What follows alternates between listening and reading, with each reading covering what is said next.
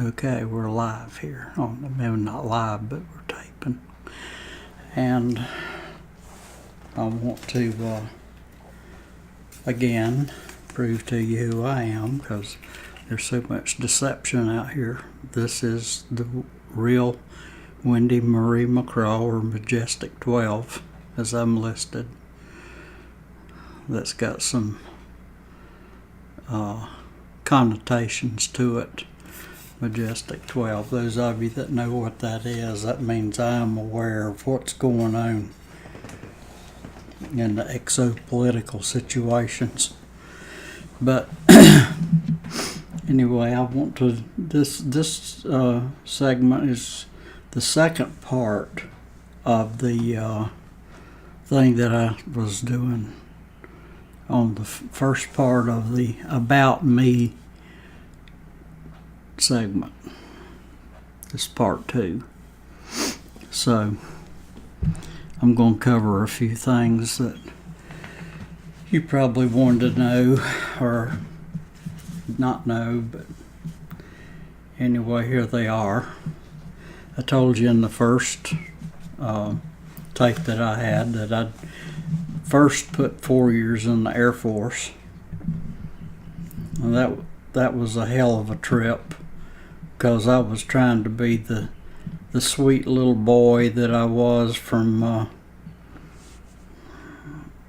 my childhood up, and it wasn't working out.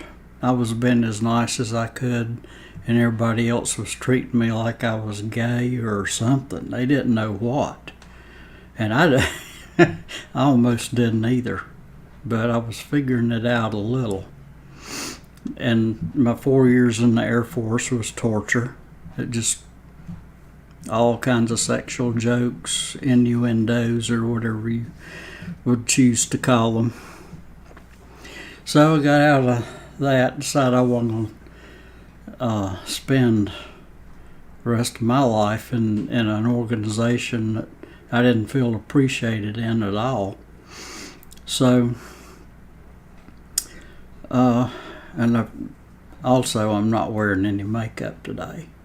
In my bid for total honesty on all things, I want you to see me how I really am without makeup.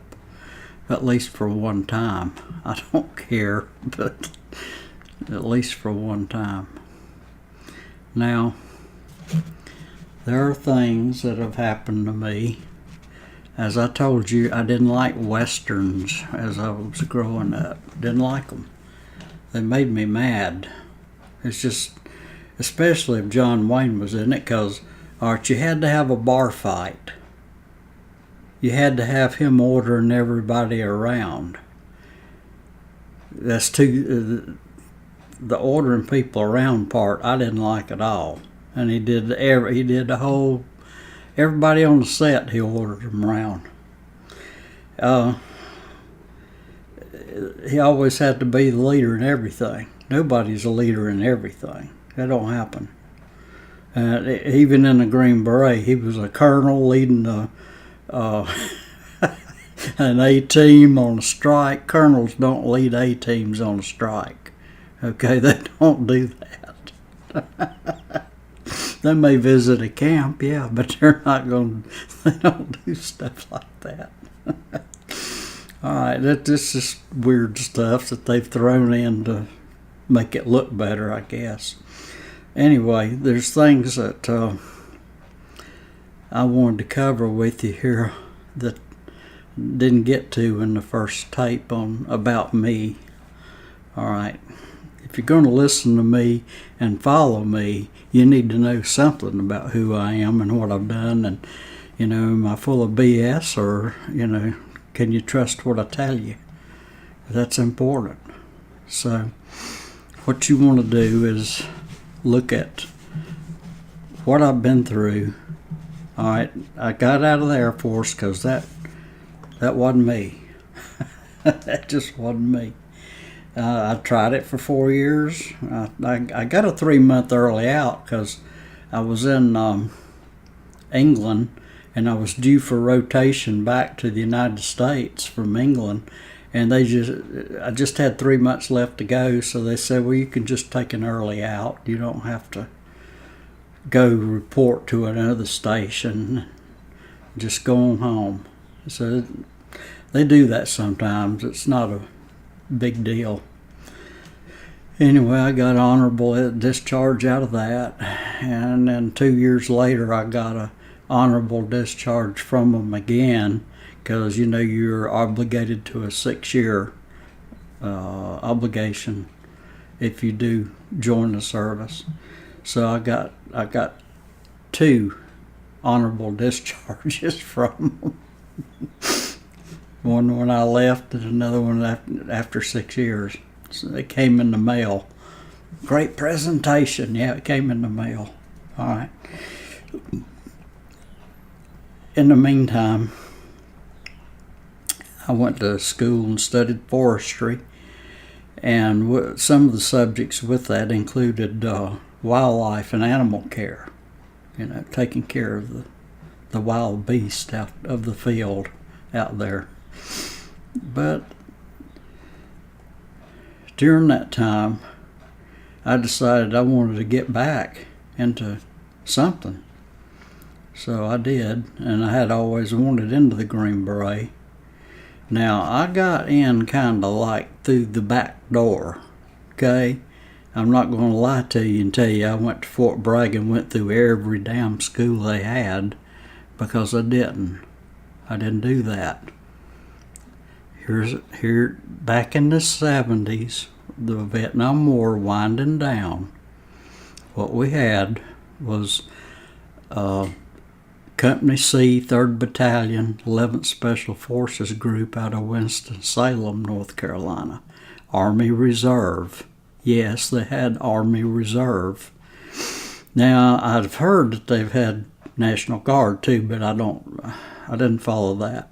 I don't know what they did with the National Guard. But anyway,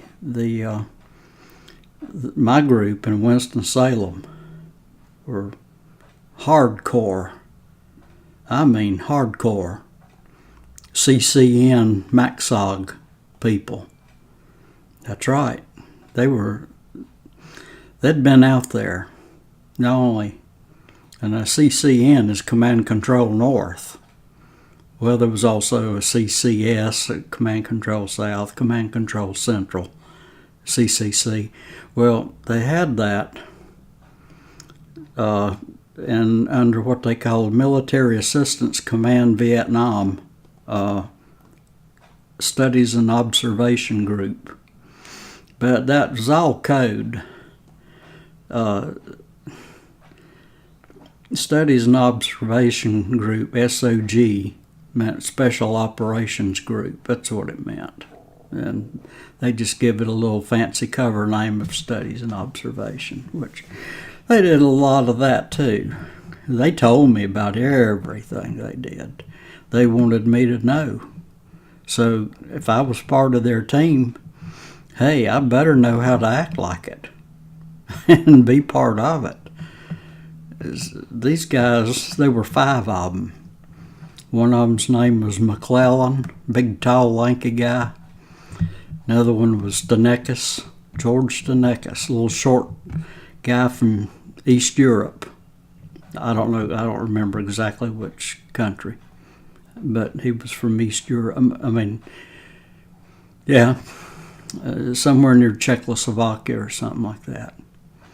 Now, these men, they'd been through everything, and most of it was in North Vietnam, Command Control North. Now, they hung around on the border. That's where they had to hang around, their little operational areas. But they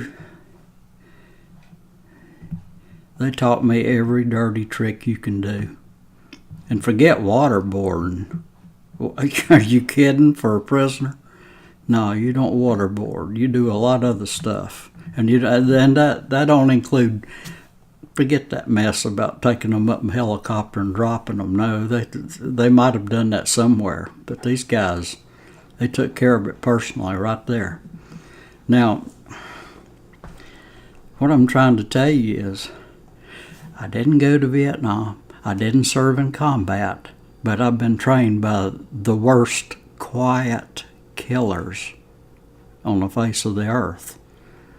These people, they taught me every bleed out zone, every way to put somebody through the ringer, because they had to go into North Vietnam and do it. Now, they searched for ammo dumps. They would take bullets that had been specially manufactured, AK-47 rounds with C4 inside of them, and they would put these bullets and interspace them, a few of them in each. If they found a stack of ammunition that somebody had cached somewhere, they'd put some of those bullets in them. A lot of fun when somebody pulled the trigger on that one.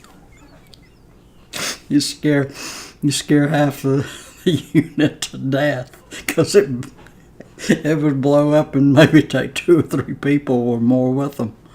Now, I'm just saying that every dirty trick you can pull, they knew how to pull it, and they taught me these things. I mean, I know it ain't nice, but that's the way it was over there for them. And I got the full benefit of what they had to go through. Now, I'm going to show you what, uniforms change through the years, and they never quite stay the same. You know that. You've seen this on my videos. This is my Green Beret. That is the 11th Special Forces Flash with the Green Beret crest on it. And I did go through the basic introductory and the some of the other schools that go with this, but I did not go through every one of them. I did not go to Halo. I did not go to Scuba. Didn't do those. Didn't get that far with it. And those classes were not offered very often to reserve units anyway. They didn't do much. I guess they figured we weren't that critical to the mission to have to train us in everything, so they didn't. This is what I call my trophy shirt. It's not a vest like some of the guys wear at the VA conventions and stuff. This one is, and the way the camera is, it's reversing it, I can tell. That's not good, but that's the way it is for me right now, right this minute. That on the shoulder, that's the Special Forces emblem with the airborne school I attended, with the Special Forces designation above it. This side, as you can see, all right, in the Air Force I was a medic. Now it's, like I said, this is a trophy shirt. I did not wear the combat medic when I was in Special Forces, because I was not a Special Forces medic. I was an Air Force medic. But I did earn this, being a medic in the Air Force at one point. I was also an aerial photo interpreter in the Air Force. In that office, I worked in that office. Okay, this 44th Airborne School at Fort Benning. Okay, this is the 108th Training Division. This is another group that I was with. I was with Special Forces a while, and then I went to the 108th Training Division, and what we taught was this right here. I was an instructor after I took the course. I had to take the course first, and then to be part of this, fully implemented. I got the Expert Infantry badge. It was, now, my wife, bless her heart, she sewed a patch on for me on one of my uniforms, and it had a combat expert badge, but I wasn't in combat. She shouldn't have sewed that on there, and I didn't catch it till I had a picture taken. I just figured she did the right patch, and she didn't. But anyway, this is the one I earned, and the one I taught classes on with this in this unit, the 108th Training Division. But that was not Green Beret.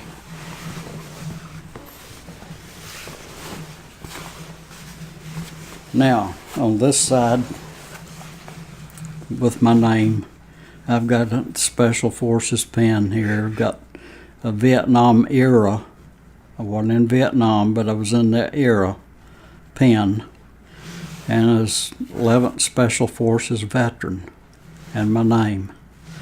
So what we're doing here, I've got the transgender flag on right here that I used in the Wheeling Pride event parade. Well, it wasn't a parade, it was a march around 2 blocks. I was hoping they'd have a parade, but they didn't. And as I said before, now, I didn't go to Vietnam, but I was trained by some crazy people. Here's the guys that trained me. And I'm wearing this for them, not for me. I've got it covered because I didn't earn it, but it is there in their honor for training me in every dirty piece of shit you can do to somebody or a group, because you can do it if you know what you're doing. Okay. And then on my other sleeve, I've got the American flag, and in honor of my Air Force medic service, I got that here. And that's what a trophy shirt is. It's not just one thing. Now, you wouldn't want to wear this to a military formation as far as because, you would want it real accurate. Well, this is accurate for parades or whatever, but this is not something. It's just like I said, it's like a biker's vest, but it's got what I did on it in a shirt form, because I don't really like vests like that too much. If we're going to wear something, let's just wear something that's usable, and this is usable. So, with that out of the way, now, I don't know where, I shouldn't say I don't know, because I do, but I don't want to upset you too much. The country's in bad shape, and they don't want it to get better, okay? Between me and you. Now, who's they? The people that put it in the condition that it's in. It's all got a design and a process, and it's going to leave us as a helpless nation when it's over. We're going to have to reform. Now, I didn't say reform the government, because I don't think we can. We're going to have to reform as a nation and decide who and what we are and where we're going to live and who we're going to be friends with and neighbors with, and start over. That's where this is headed. Now, you can believe that or not believe it. You can hide and watch it happen. That's what you can do, because that's what I'm having to do. We have reached a situation, and I'm getting hair in my mouth. We're in a situation, and it's not getting better. Trump don't want it to get better. I can tell you that right now. He's happy with what's going on, because it's headed right down a path that He's got designed, and He knows where He's taking it, and we don't. I sort of do, but at the risk of scaring the hell out of everybody by exposing more of what I know, I've tried to just instead get you prepared and get you ready in your mind to what you're going to do as things proceed. That's about the best I can do, because I'm one person and I can't get out there and lead all of you. I can give you hints, and I can give you courses and classes on things I know, but you got to find your look. There's people like Kristen Beck, ex-Navy SEAL, transgender. Now that's the kind of people you want to be around. Something good. You find you some. They don't have to be that qualified. They don't have to be a Navy SEAL. If they were in the Marines, if they were in Army Ranger, they were airborne troopers a lot. A lot of them. You got to find some veterans around you that can lead you and teach you what you need to know if you were not in service. They can, they will, if you'll listen. But that's the limit of what I can do for you. I can show you courses here. I can show you books that you need to buy. I'll spread them out on a table one of these days and show you all the survival type, but they're not all survival. A lot of them are on different things, like combat surgery. Yeah. You might have to put somebody's guts back in, but as clean as possible.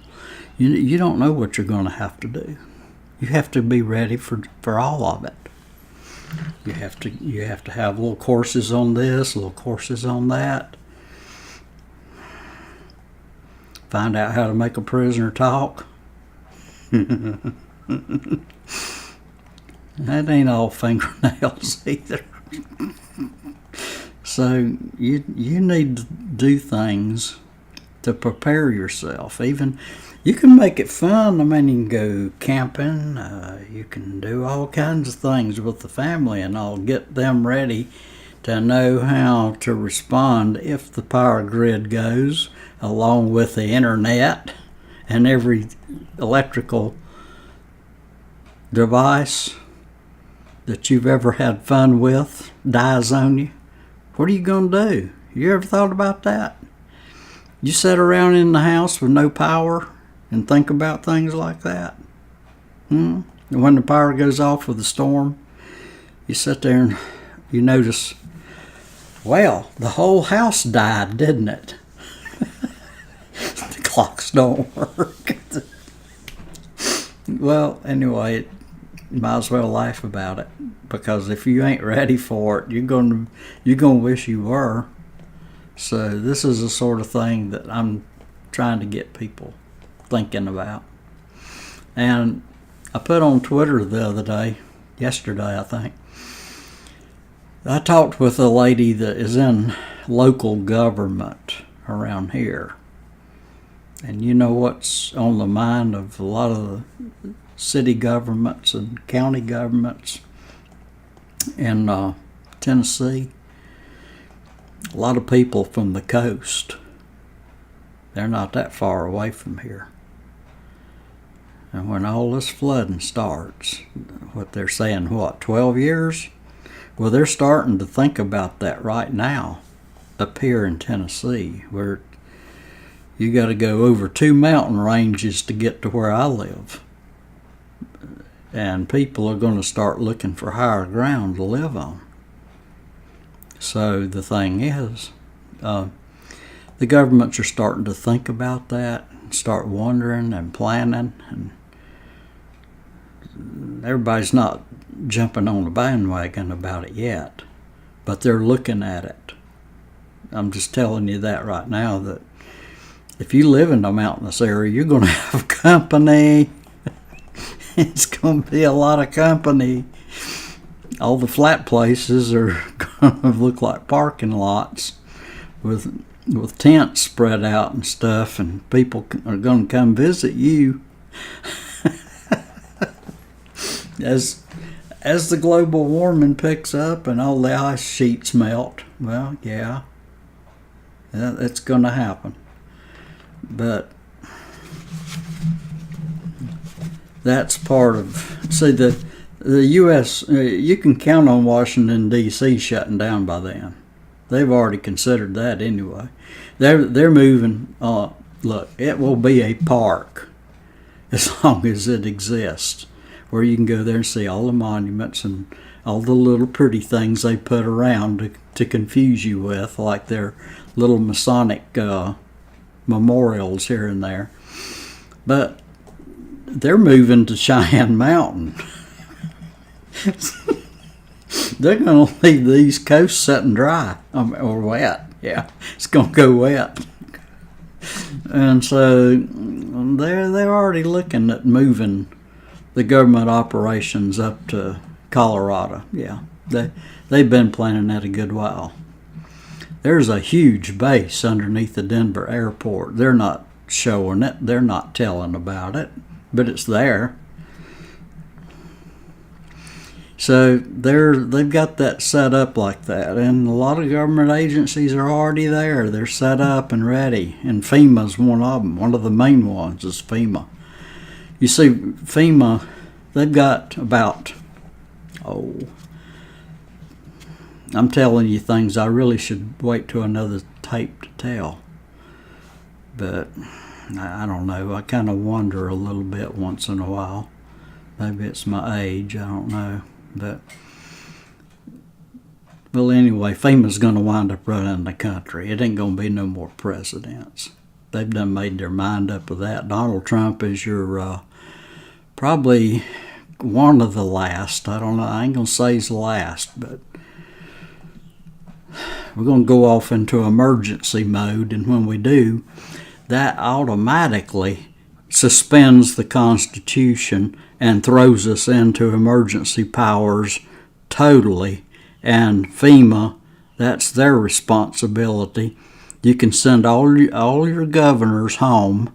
You can send all your people in Washington home, because FEMA's going to run the government. And when they do, it's for emergency purposes, and it will be totally federally run. That's why they have 10 FEMA regions. They've already set them up. I mean, they're workable right now. 10 FEMA regions. All the southeast is FEMA region number 4. And 1, 2, and 3 are located up in the northeast corridor. That's, from Maine down to Virginia. Anyway, that's the way that is for now. And I would suspect it's going to get worse as time goes on.